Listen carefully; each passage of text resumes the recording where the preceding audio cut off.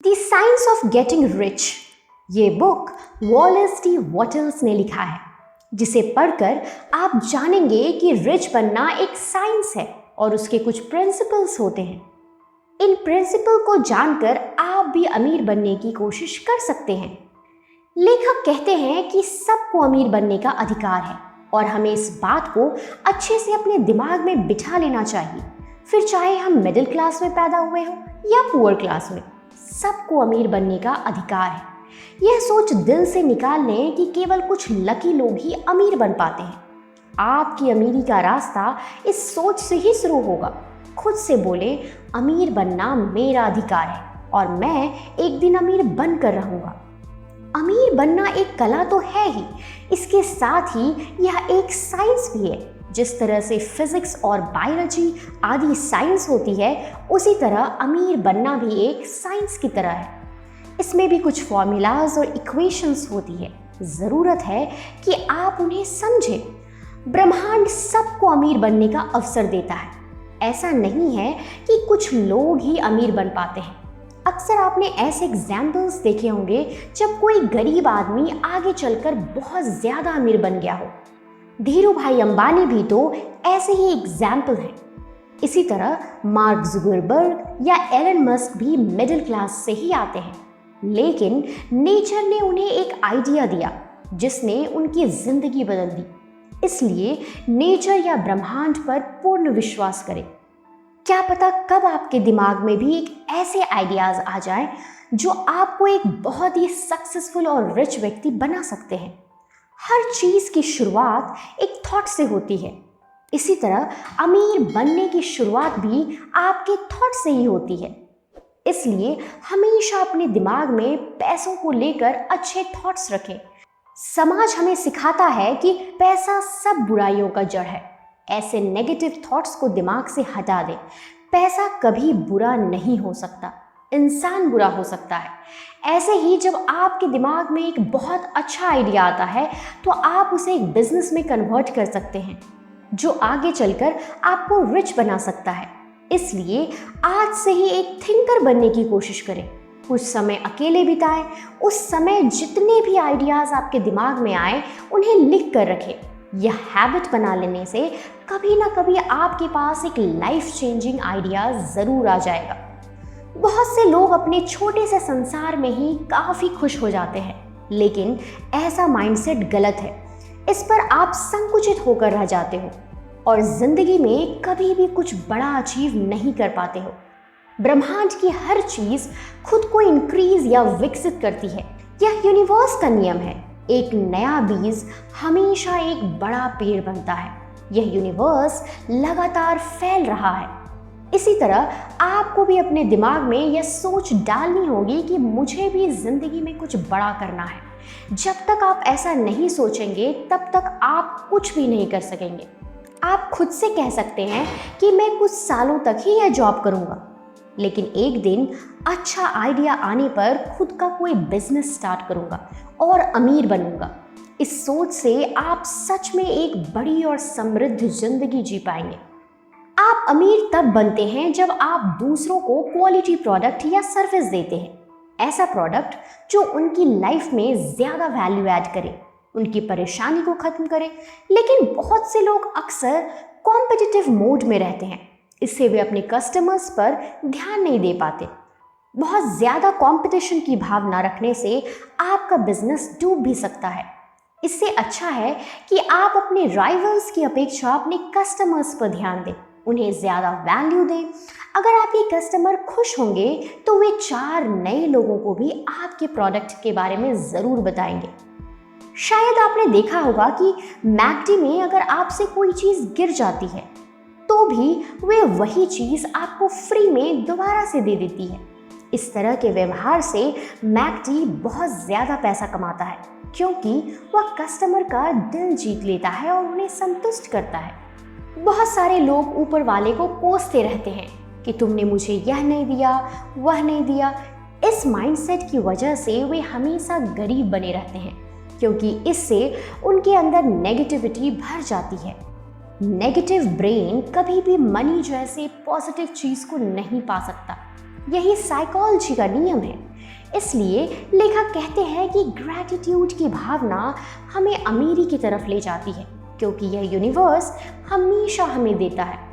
यह हमेशा हमें ऑक्सीजन देता है, सनलाइट देता है, पानी देता है, फल फूल सब्जियां सब देता है। फिर भी इंसान ब्रह्मांड के प्रति धन्यवाद की भावना नहीं रखता है। यह उसका केवल सेल्फिश नेचर है। इसी वजह से अमीरी हमारी तरफ आकर्षित नहीं हो सकती है। इसलिए हमेशा ऊपर वाले का धन्यवाद करें। उससे कहें कि आपने मुझे जो भी दिया है उसके लिए आपका बहुत बहुत शुक्रिया। जब भी भोजन शुरू करें तो हमेशा ऊपर वाले को धन्यवाद करें कि उसने आपको यह भोजन दिया है। बहुत से लोग तो पानी पीकर ही फुटपाथ पर सोने को मजबूर हो जाते हैं। इस प्रकार आप एक बहुत ही पॉजिटिव सोच वाले व्यक्ति हो जाएंगे। इससे यूनिवर्स आपको और भी ज्यादा देने लगेगा। कभी भी खुद पर डाउट ना करें, खुद पर पूरा विश्वास रखें। जब भी कोई बिजनेस शुरू करें तो खुद से कहें कि मेरा यह बिजनेस धीरे धीरे सफल जरूर होगा। मुझे खुद पर और अपने ऊपर पूरा विश्वास है।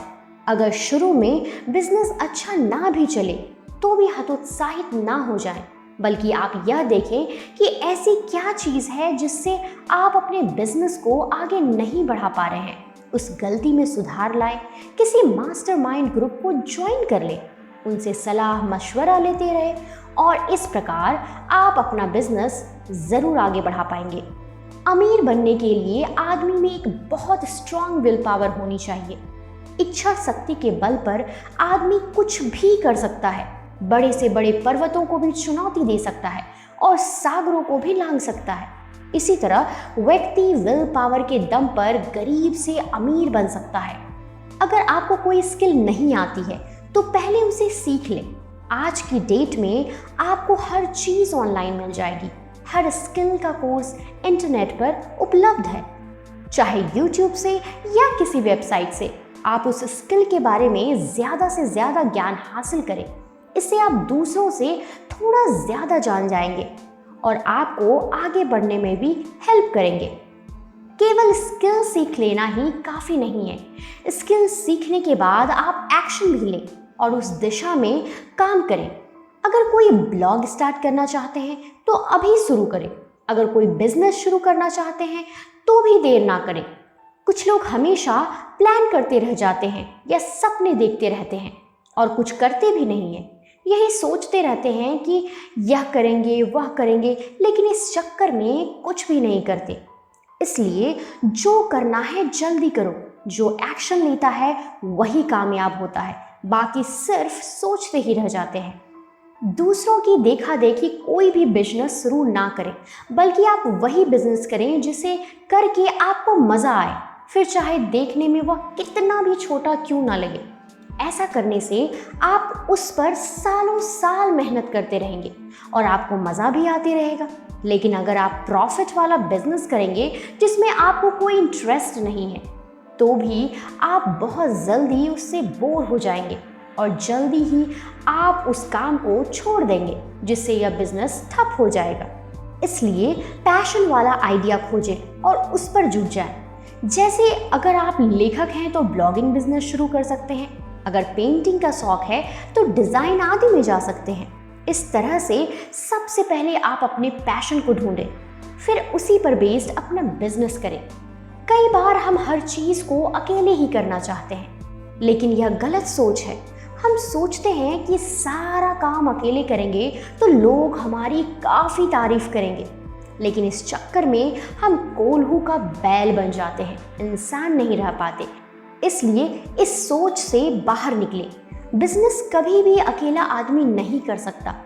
समय समय पर हमें दूसरों की एक्सपर्टीज की हेल्प लेनी ही पड़ती है, इसलिए इससे ना घबराएं।